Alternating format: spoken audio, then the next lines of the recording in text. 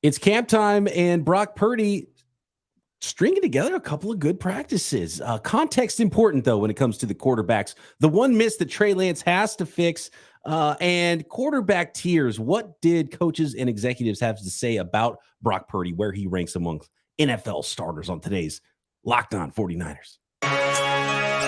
You are Locked On 49ers, your daily San Francisco 49ers podcast, part of the Locked On Podcast Network, your team every day.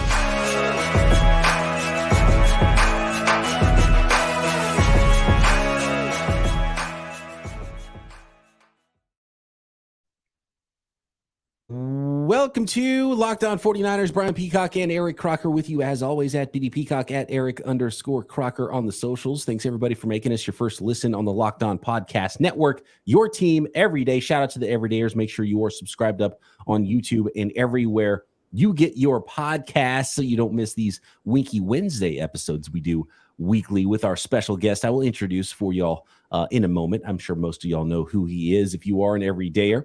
Today's episode of Locked On 49ers is brought to you by FanDuel Sportsbook, official sportsbook of the NFL.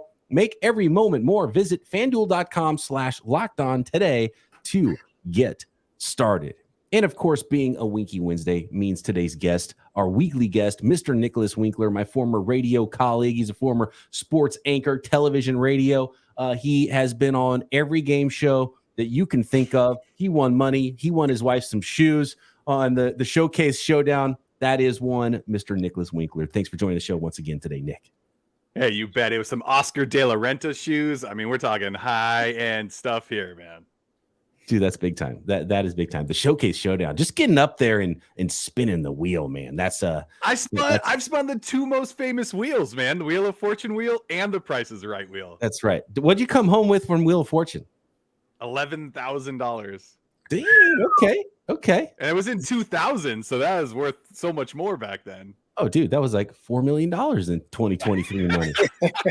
Should have retired. I should have invested it properly. What was I thinking? Were you nervous in that moment, right? Like just to not screw it up? Oh man, it was the most nervous I've ever been. Like as soon as the music starts playing, because I was cool up until then. I was like, yeah, whatever. It's no big deal. And then the crowd goes wild and Pat steps up and it was just like, okay, breathe. All right, breathe. I'm like 20 years old. I'm a kid, man. It was terrifying. Who's more intimidating, Vanna White or Barker's Beauties? Dude, Vanna White, man, she's just legendary. It was epic. She just had this aura about her. It was incredible. That's awesome. All right. We got to talk training camp here. Brock Purdy putting together a couple of good practices.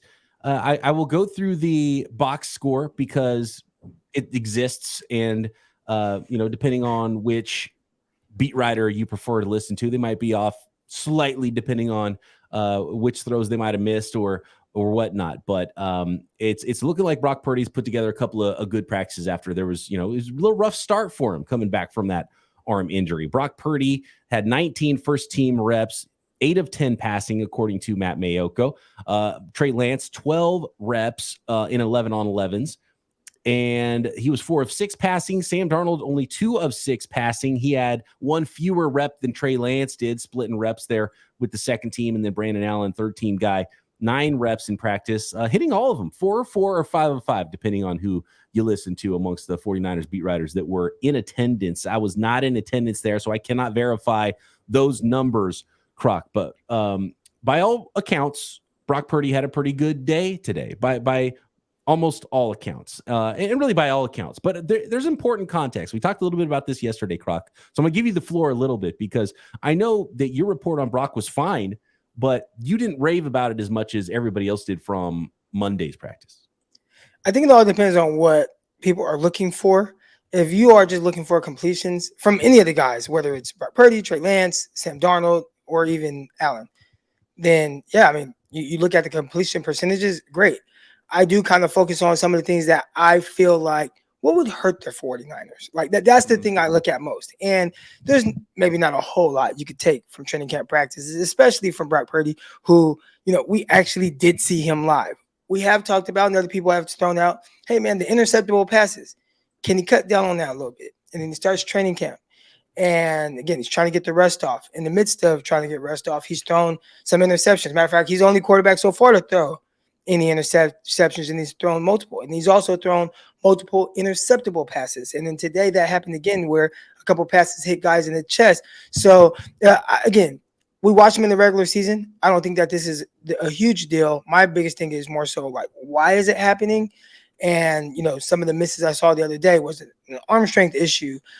Is it a rust issue? And those are things we don't quite know how to attribute that to because, last year, nobody was really focused on Brock Purdy. He was more so in Allen's role where he gets his reps. Allen today, 4 for 4. Kyle probably really likes it. Nobody's paying much attention to it. They're focused on the other guys. Now you start focusing on him and you see what kind of limitations he might have. Not so much say this is how he's going to play, but maybe teams start to get to the film and they notice these things as well. And they start to really dive into it and really start to think about how can we potentially attack him? What can we make him do to make him uncomfortable? And then, can we rattle him a little bit? Last year they couldn't. This year they're going to try to figure that out. And I started to try to look for those things with all of these quarterbacks. And that's the one thing that kind of stood out to me. Again, the physical limitations. Can that hurt him down the line? Hasn't yet. Hopefully it never does. But as he kind of continues to throw these interceptable passes, that's something to keep an eye on. And you start to look, what you're explaining starts to look a lot like Jimmy Garoppolo in my mind, right? Because that's kind of, Shanahan offense, maybe not making big down the field throws, but making some good throws here and there, and then maybe too many interceptable balls. And that's what Jimmy Garoppolo was. And the 49ers try to move on from him. And then, injury is a factor there too. So, but it's important for Brock Purdy just to stack some good days, whether, just to not have a 3 of 10 where it looks awful. It's like, oh my God, he looked terrible. Come on. And in week, one of the great things for Brock Purdy and the 49ers that he was able to come back and everything went so great with his recovery that he was able to come back in 4.5 months and start this portion of camp is he could work through everything. What if this was what if all of his practices so far were the week or two leading up to week 1 and he's cleared and it's like, all right, QB1, but then he was kind of struggling at the start and it's like, okay, he's not quite ready, not quite hitting his stride yet. So it's nice that he's having some of these good practices now. But I mean, how important is it for him to work through this, right? Because if he was cleared, he would have been the starter if he was cleared the week before week 1. And that would have been pretty awkward if all of a sudden Kyle's like, oh, this doesn't look good. I'm going to go with Lance or Darnold. Everybody would have been like, whoa, what's going on? Or going with Brock Purdy, but he wasn't quite ready and hadn't had a chance to work through some things in camp.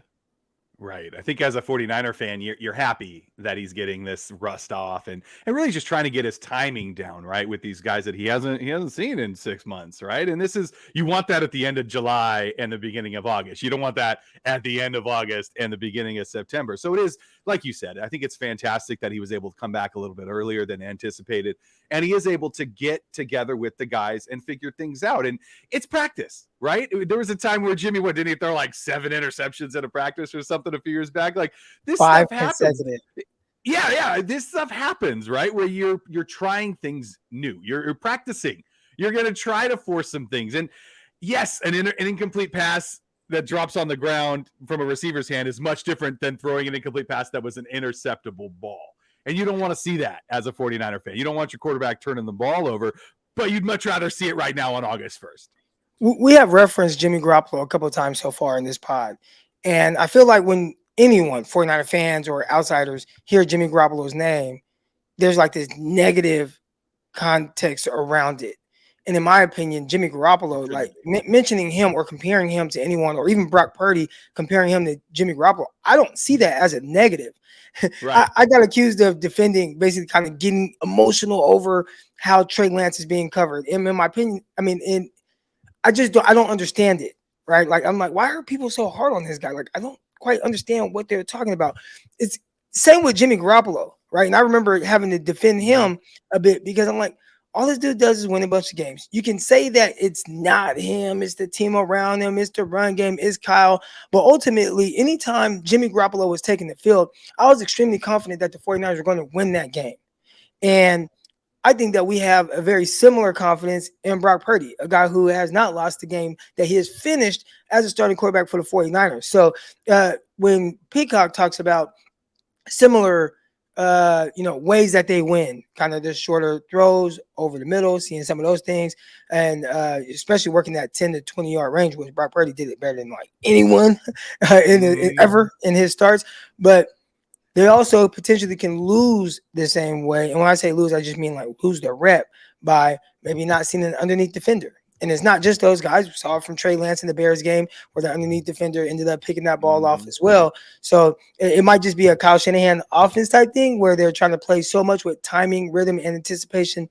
Back foot hits the ground, let me get the ball out. Then all of a sudden it's like, didn't quite count for that underneath defender right there. So ultimately, I say all that to say, mentioning Jimmy Garoppolo in the same sentence as Brock Purdy is not a negative. I think that that's really a confidence to him, especially with somebody who, on top of their kind of Jimmy G win area type stuff, he also can make plays on the move. And I think that's where he has a step up on Jimmy Garoppolo.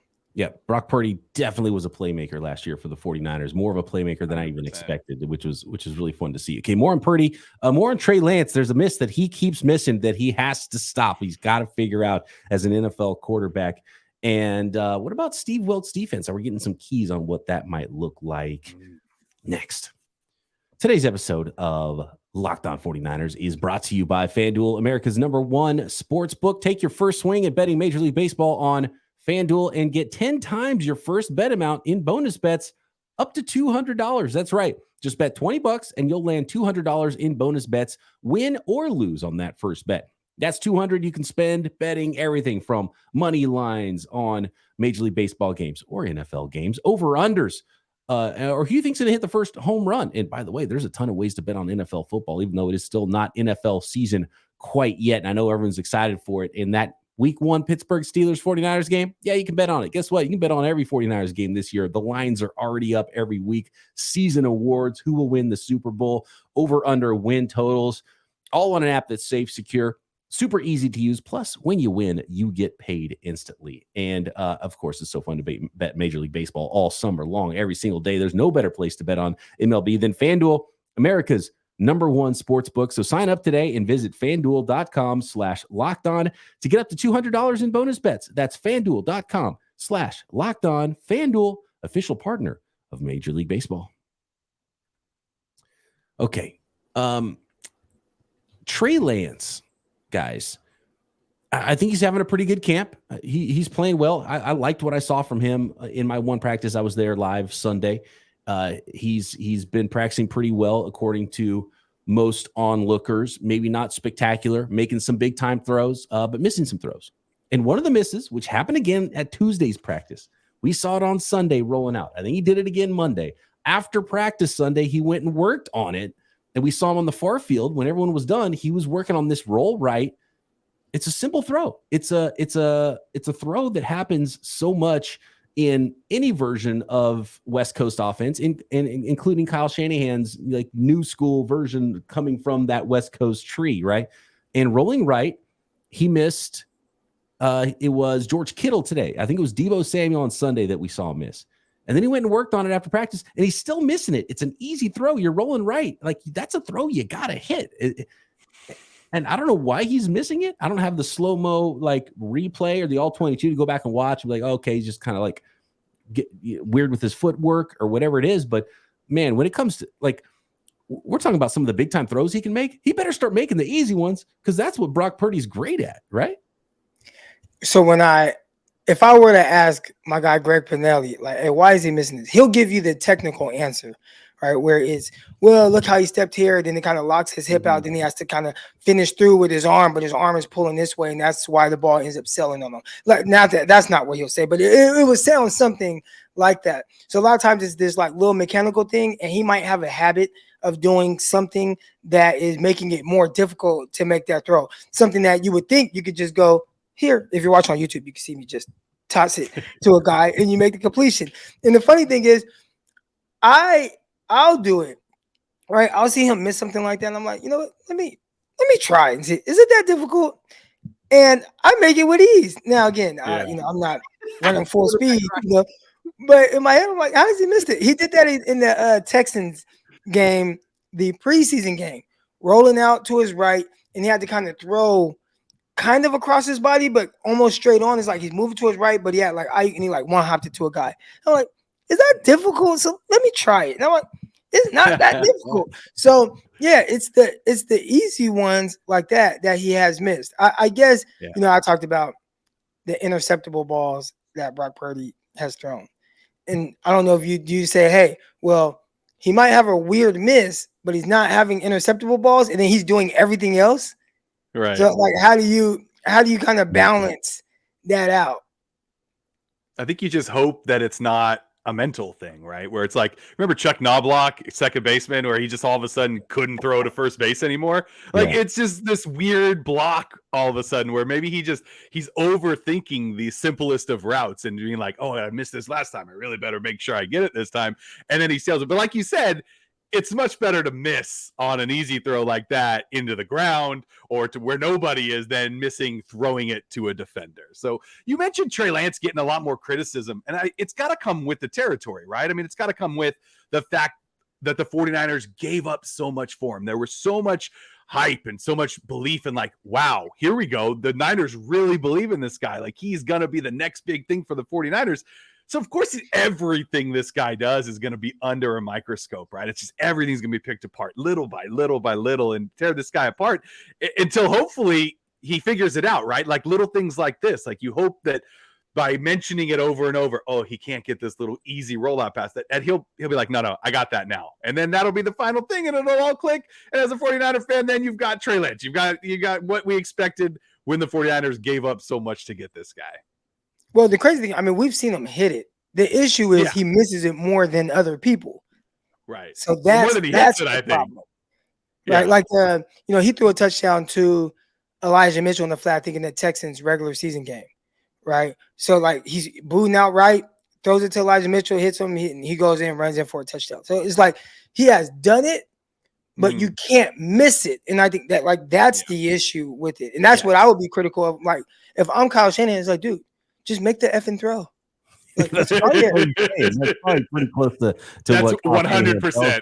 And the other thing is, you're an athletic quarterback. That's why you're valuable as an athletic quarterback, getting you on the move and making plays and making throws. You got to be able to make that throw. And I don't know what it is or why it is, but we've seen it multiple times in camp already. He's working on it after practice and still can't hit it. It's kind of problem. The crazy thing when he worked out in practice, because I watched him work on it after the practice. Mm-hmm. He made the throw every single time. Them all. Maybe it is different. Dude, and we saw it with he was mic'd up. Sam Darnold was talking about seeing ghosts. That happens. There's playing quarterback is not simple, and there's so much thrown at you, and all of a sudden the easy thing that that shouldn't be messing you up is messing you up because you're worried about everything else. And so you better stop missing on the easy because you got Sam Darnold, who by all reports did not have a great day today, but throughout training camp, he's been maybe even the most consistent quarterback that's been out there. And he looked good when Peacock and I were there. We talked about that, him probably having the best day. The next day, I thought Trey Lance had a better day on Monday, I believe it was. But Sam Darnold still had a good day as well. So he's been consistent with that. I think this was his worst day, but he's typically the gimmies. He's making all of those throws. One of the other notes, too, the context part of things, Croc, and we saw it Sunday, and I know you mentioned it Monday because that was the first good practice for Brock Purdy Monday. And one is checkdowns, and two is plays that you're sacked on. But when you're looking at this, this box score of practice, you're still getting credit for completing a pass when it would have clearly been a sack, right? And so I would like to see that more from some of because that was context you gave that I didn't really see from anybody that was at practice on Monday, Croc. I didn't see it until I read what KP. Shout out to my guy Kyle Posey. He had mentioned it in a write-up, and at first I thought I was going crazy, and I'm seeing, I'm like, man, am I taking crazy pills? Am I the only one that's seeing this stuff? And then I read his write-up, and I'm like, oh, there we go. Okay, so I'm not the only one that's seeing things that are notable. Not saying that it's the end-all be-all, but then he came back today where all you hear about is, man, Brock Purdy. Well, there are a couple people. You got Grant Cohn, but I'm not going to reference Grant Cohn because Grant And not There's a saying different way about it. No, Grant is pushing for something. Yeah. Specific. So He has a I'm brand. not going to reference what he said, but Kyle Posey, Kyle, he doesn't, go up or down with any of his analysis on anything. And he pointed out today, some of the issues with Brock Purdy where everybody else like, oh man, great practice. That's his best practice. He said, nah, not his best practice. Now Grant as well. Grant was like, it was bad. Like, I'm so worried. But Grant, we know Grant can be a little. Yeah. He said that about We Purdy? love Grant. Today? Wait, what? Oh, yeah. Oh, yeah. I mean, he said the thing that it looks like he's focusing in on the most is he has these limitations and they're starting to show up. And that's what he was more focused on. So while everybody else is looking, oh man, he hit this check down, like look at this, and obviously like me, we have seen him throw the ball down the field. He threw a beautiful seam pass to Christian McCaffrey yesterday. But just things where maybe his feet aren't 100% underneath him, or if he has kind of pressure on his face, having to use a little bit more arm strength. What does it look like? And again, this is not me. This is what Grant is more focused on with things that potentially can happen. So I think there are a lot of people, me included, just figuring out what he's going to be this year. Is going to be exactly what we saw yesterday and play at that really elite level for an entire season, or are there some things that start to show up that we thought might, and maybe why he was a 7th round pick, last pick in the draft, or does none of that matter and he's just going to continue to ball out like what we saw? And obviously we would love for him to continue to ball out, but you have to kind of pay attention to things that may potentially be some kind of a red flag, especially if it's a physical limitation type thing, because those things are a little bit harder to overcome. And as a Niner fan, like, I'm sure I'm speaking for everybody out there, like, we want everything. We want to hear it, all the good, all the bad, all the suspect, all the drops.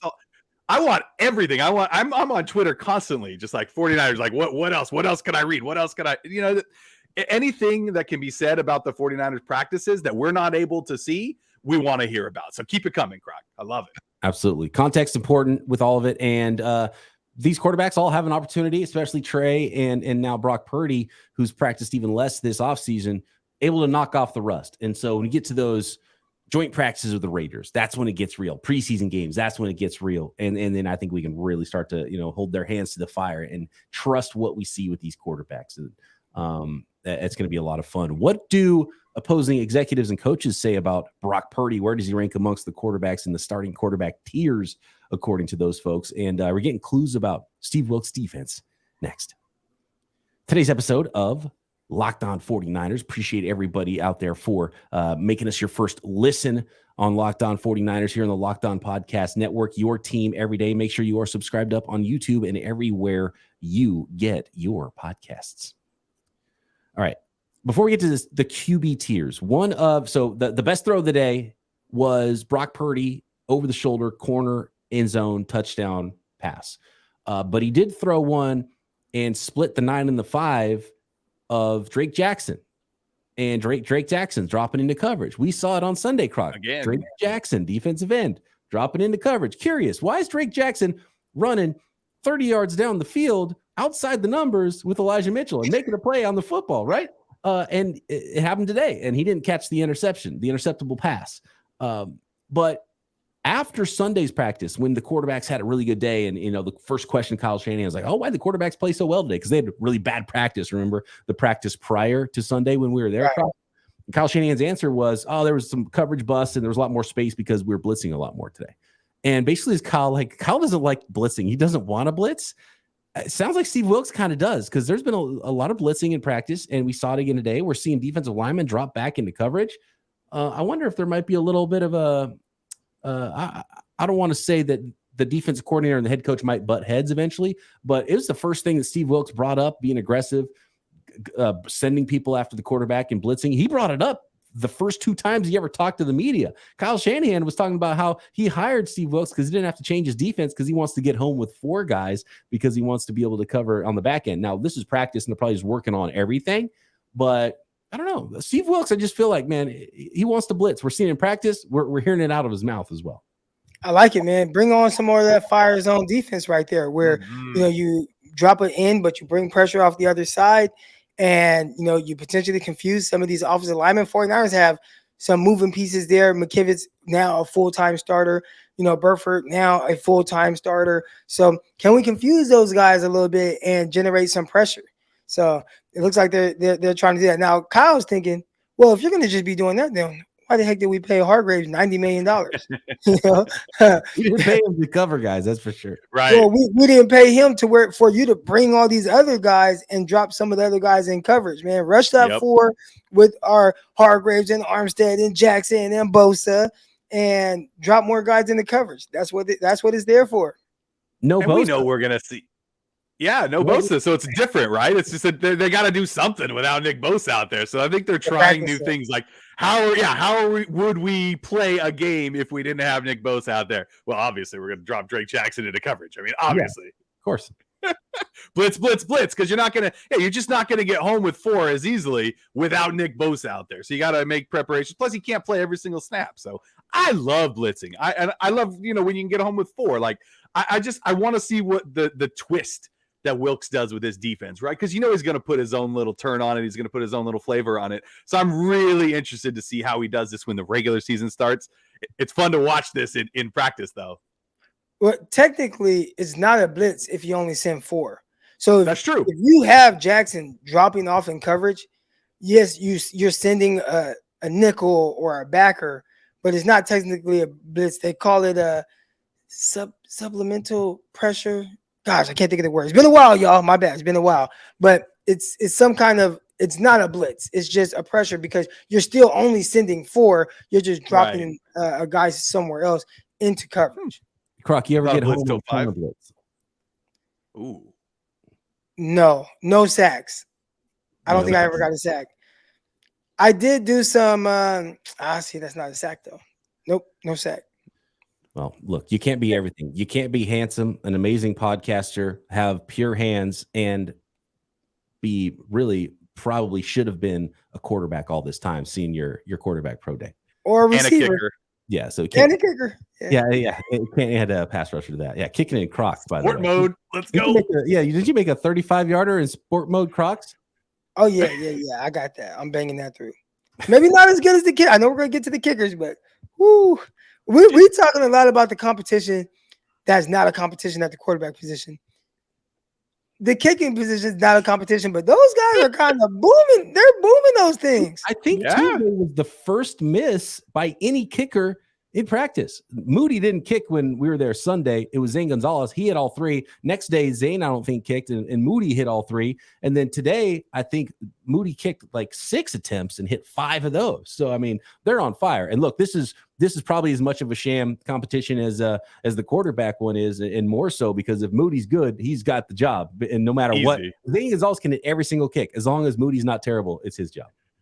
Yeah, you're 100% right. And Wishnowski's back at practice. I got the Winks Wish watch out there. So everybody, don't worry. That back issue is not a problem. We got Wishnowski. He's in full force, ready to go. Yeah, they didn't even try to bring in a punter. They're just like, you know what? We're not going to worry about it. We're going to have he'll be fine. We're going to have the jugs machine, throw some punts out there to our returners, and we're not worried about it. Brock Purdy, a tier 4 quarterback in the NFL, guys, according to the 50 coaches and executives that were polled by Mike Sando of The Athletic. But surprisingly, he had quite a few. I mean, I guess not surprisingly. So he did have a lot of tier 3 votes, but he did have 1 tier 2 vote, which I have a feeling was Kyle Shanahan, right? I hear it was Kyle Shanahan. I think we already got confirmation on that, in fact, that it was Kyle Shanahan for the tier 2 vote. So we throw that one out. The other wait. That is not a detail to skip over. I didn't really think about it until you just said it out loud. What was his vote on Trey and Sam? That's what I want to know. Right. So again, everybody's been wrapping their brain about the quarterback position and how Kyle, and they're dissecting certain words, and I've been like, everything he's telling me, like Brock's his guy. And then now you say, that, and when I said it out loud, I'm like, that's not something to skip over. Like, that shows you the level. Hey, I think he is a tier 2 because I don't know who's in tier 1. But I'm assuming this guy's like Mahomes and Josh Allen or whoever else. So in tier 2, I mean, that's tier 3 is usually guys like the Jimmy G's and the car. So he's like, no, he's better than those guys. So tier Jimmy G is tier 3. He's number 18 overall. And I wonder if Kyle gave him a tier 2 as well, because now we know that Kyle voted on all these quarterbacks, right? And to be honest with you, I don't know if you should count their own coaches in these rankings, because that means everybody. When you're looking at these outliers on some of the quarterbacks, you're like, who voted this guy tier 1? You're like, okay, it's probably his own coach. You like get the high and the low, and they cancel each other out. So the tier 1s were Mahomes, Burrow, Allen, Aaron Rodgers, Justin Herbert, in that order. Then the top of tier 2 was Hurts, Jackson, Lawrence, and then probably some of the names you would expect. Kirk Cousins got into tier 2, the final tier 2 guy at 12. Then tier 3 was pretty large, 13 to 23. Brock Purdy was the first tier 4 quarterback. He was 24 overall amongst the 30 quarterbacks. They didn't count rookies either. So of the 30 starters that they counted, Brock Purdy 24th on that list. Hard to, I'm not even looking at the ranking. It's hard to, but I want to go to the quotes here, guys. And I don't think either one of these quotes is from Kyle Shanahan. One of them said this, quote, "When I looked at him, I thought he was a 4, 4th tier. But when you watch the kid play, he is an absolute gamer. He has the intangibles, the moxie, the want to, the leadership." So that's a pretty glowing remark from a coach that maybe thought he was a 4, but maybe put him in tier 3 because he had all of this other stuff going for him. And I think that's part of what makes Brock Purdy is he does play up, right? He's like, he's a this tier. Actually, you know what? When it's going and he's playmaking, he plays a tier up, right? Plays 2 tiers. You can't argue anything that coach said. That's all accurate based on the film and what we've seen. I would say Kyle would say, he plays 2 tiers above that tier 4. There you go. Yeah. Well, that's where Kyle has him. So tier 2. And then the other quote was, which is very interesting, and it's the one that's getting the most pub, was, quote, "You put him on any other team and they lose more than half the games." Oof. This was a defensive coach that said it. They got the best rushing offense. They got the top defense. He doesn't make mistakes, and he makes some plays with his legs. He gets the ball out. Good for him. This is kind of like this. And what's funny is bitter. When you go through this, the execs, when they speak, they talk a certain way. When the defensive coaches, especially even more so than the offensive coaches, when the defenses talk, they sound salty, they sound angry, and they all sound like they're 60 years old, which is hilarious. And obviously they all aren't 60 years old. So, but it was like, the good for him part was just like the saltiness of that. Brock Purdy must have beat them last year. Whoever that defensive coach 100%. Think about the defensive coaches around the league and just how they talk, right? And they are very matter of fact, straight to the point with everything. They don't kind of BS you, unless you had probably Rex Ryan. He likes to have fun with guys, but most of them, they're just like, nah, this is anything special, right? So if I had to guess, putting on my little tinfoil hat, Dan Quinn. Oh, I think you nailed it. I think that's because you lost, right? Like you lost. Yeah, right. You lost. Brock Purdy played. You lost, so he's salty. But Cowboys defense did a really good job against. So he's thinking, like, dude, we did this. He threw interceptable pass. He had Diggs in the hands, but we dropped the ball and this and that. And I mean, they scored 19 points, but their defense was the one taking the ball away several times. I bet it's Dan Quinn. Croc, I don't think it is Dan Quinn because this coach said he doesn't make mistakes. Oh, if it was Dan Quinn, he would have said he made more mistakes than they got away with. That he got away with, right? So maybe it's a different coach that he beat. Seahawks. Definitely someone he beat. Yeah. Now this is why it could be the Seahawks. Okay. All right. Think of the games. Think of the 2 games he played against Seahawks, right? First game, you played in Seattle with broken ribs. Hold on, my bad. I read this wrong. It was actually an offensive coach. It wasn't a defensive coach on this quote. This one was from an offensive coach. Ooh, wow. Now he's really salty, and I have no idea who that is. Ultimate salt. Unless it's the Seahawks offensive coordinator, whoever that is. Division rival for sure. If you watch them against the Seahawks, and I know, like statistically, especially in the playoff game, it like looks crazy. But if you're an offensive coach and you're looking at some of the players where you're like, man, I wish my guys did this, or man, I wish that we were able to do some of this. The first game, again, we talked about it. Broken coverage. Who's wide open? George Kittle catches it, runs another 50 yards to the end zone. The only other touchdown for the 49ers was the fake screen. Kittle's wide open. He catches it. He runs to the end zone. And then remember, the 49ers also had that interception that they ran all the way to the 2-yard line, or fumble. They picked up a fumble, ran into the 2-yard line. And then the other near score, but I think they nailed it out. Jordan Mason, big run to the 2-yard line or whatever it was, right? So right there, if I'm a coach, I could see how, man, these guys helped him. Now we know he played with not that ribs. good. Like he played with broken ribs, so you gotta give it to him. Yeah, but in the playoff impressive. game, if I saw the throw to Jennings and you could see his stats, and that's like the start of fourth quarter, it wasn't great. Like if you just looked at that, it was like below 50%, wasn't a bunch of yards. Then he hit that throw. Then he had Deebo Samuel catch that 10-yard ball and then take it 75 yards. So if the Seahawks offensive coordinator is standing on the sideline and he's watching that and he's looking at it like these guys, like look what they're doing. But he never turned the ball over against Seattle. He did hit Diggs in the chest on the post. He came down and Diggs just dropped it in the middle of the field. But I don't think he turned the ball over in any of those games. So if there is a salty offensive guy, maybe the Seahawks. Yeah, it's definitely salty. Hey, you know what? Good for him. Yeah, good for him. Good for him. I love that.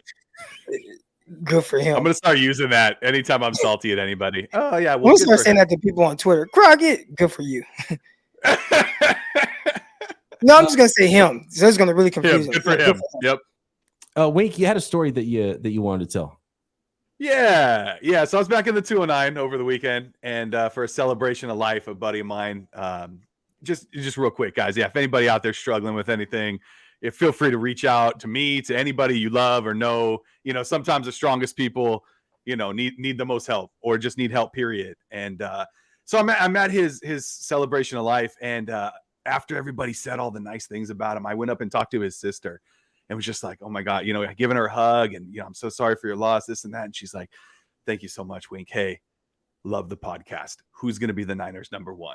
And I'm just like, oh my God, like, this is awesome. Like the fact that the 49ers could be like this moment that she could take out, right, from this probably one of the toughest days of her life. And she wants to talk about the 49ers. Like, that's awesome. So we talked and we hugged, and it was just like a moment where we both just kind of looked at each other, took a deep breath, and it was like, okay, now we're going to go back into this difficult situation. But it's like, that's what I love about sports and why I love about the 49ers so much. It's something to look forward to. It's something we can all talk about. It's something we're all passionate about. We all love, man. And to me, that's what sports and the 49ers just means to me. And I hope it means the same to you guys out there. Awesome stuff. Absolutely. Yeah. And the DMs are open at BD Peacock, at Eric_Crocker, at Bay Area Wink. And we appreciate the everydayers. Hopefully we are that little escape for you in your life when you need it as well. Thanks everybody for making it. Yeah, absolutely. Thanks everybody for making us your first listen here on the Locked On Podcast Network. Croc and I back tomorrow. Locked On 49ers. See ya. Subscribe to this video.